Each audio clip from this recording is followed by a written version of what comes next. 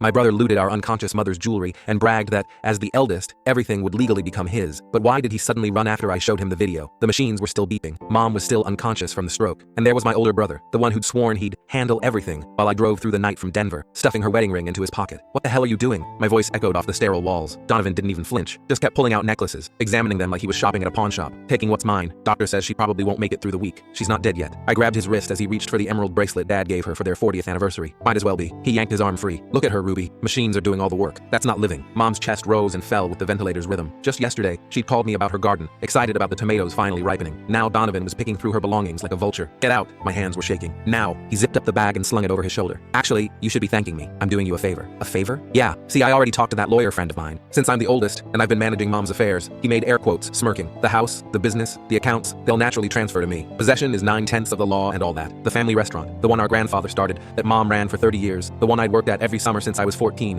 while Donovan called it beneath him. That's not how inheritance works, Donovan. It is when there's no will. His grin widened. Checked her desk, her safe, even that little filing cabinet in the basement. Nothing. And since I've been here taking care of things while you've been playing photographer in Colorado, I visit every month. Visits don't count. Presence does. I'm the one who's been here in the house, handling the bills. He pulled out a key ring. Mom's keys. Already changed the locks on the restaurant. New password on the business accounts too. My lawyer says if you can't prove she wanted it different, courts usually side with whoever's already in control. I stared at him. This was the same boy who taught me to ride a bike, who'd beaten up Tommy Morrison for calling me names in 3rd grade. You planned this. Life's about being prepared, little sister. He headed for the door. Hospital bills are expensive. Estate lawyers too. Maybe I'll throw you a couple thousand once everything settles. For gas money. That's when I started laughing. Not a bitter laugh. A real, genuine laugh that made him stop in the doorway. What's so funny? I pulled out my phone and opened a video. Mom's face filled the screen. Dated 3 days ago. The day before her stroke. Ruby, honey, if you're watching this, it means something's happened, and you need to show this to Mr. Petrov at the bank. Donovan's face went pale as Mom continued talking, explaining how she'd been watching him siphon money from the restaurant for months, how she'd installed cameras after catching him there at 2 a.m., how she'd already transferred everything, the house deed, the business, her accounts, into an irrevocable trust with me as the sole beneficiary. The paperwork was filed last week, I told him, pausing the video. Mr. Petrov has copies of everything. So does her actual lawyer, not your drinking buddy who failed the bar twice. The gym bag slipped from his shoulder. But the really interesting part? I pulled up another file. Remember that weekend you said you were at that conference in Phoenix? Mom had you follow. Turns out underground poker games aren't great for building alibis, especially when you're betting with money stolen from the family business. His mouth opened and closed like a fish. Here's what's going to happen, Donovan. You're going to put every single piece of jewelry back. Then you're going to walk out of this hospital and never come back. Not to the house, not to the restaurant, not to Denver. You can't. The forensic accountant Mom hired found everything. 3 years of theft. That's prison time. I stepped closer. Or you can disappear. Tonight. He threw the gym bag at my feet and stormed out. I heard his BMW peel out of the parking garage 10 minutes later. Mom's eyes fluttered open an hour later, while I was carefully placing her wedding ring back on her finger. Ruby? Her voice was barely a whisper. I'm here, Mom. She squeezed my hand weakly. Did he take it? He tried. A tiny smile crossed her lips. Good girl. The tomatoes. I'll take care of them. And everything else. She closed her eyes again, but her breathing was stronger. Donovan never came back. Last I heard, he was washing dishes in Vegas, calling himself David. Mom recovered fully and still runs the restaurant at 73. Some people really do get exactly what they deserve.